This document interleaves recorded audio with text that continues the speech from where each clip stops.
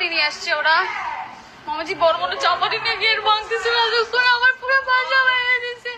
আজকে বলেন আমরা বাচ্চা থাকবো, আমরা বাইরে ফেলবো।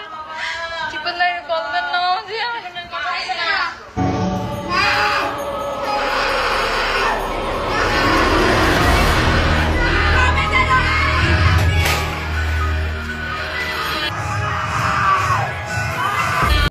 এটাই সে মেয়ে, তার জন্য সবাই একটু দোয়া করিয়েন, সে যেন সামনের দিনগুলো সুন্দরভাবে কাটাতে পারে।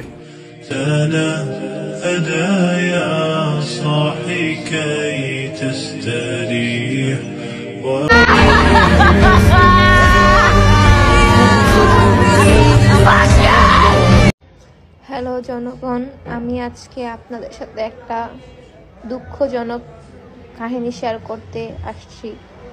আজকে হচ্ছে 16 ডিসেম্বর। তো আমি একটা রিক্সা ভাড়া করে তার ভিতরে একটা মাইক লাগিয়ে আমার ফোন থেকে একটা গান ছেড়েছিলাম।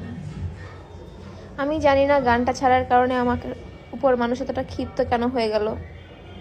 আমি আমার নেত্রী আর নেতার জন্য এই গানটা ছেড়েছিলাম, যদি রাত পোহালে শোনা যেত বঙ্গবন্ধু মরে নাই, এটা লাগিয়েছিলাম।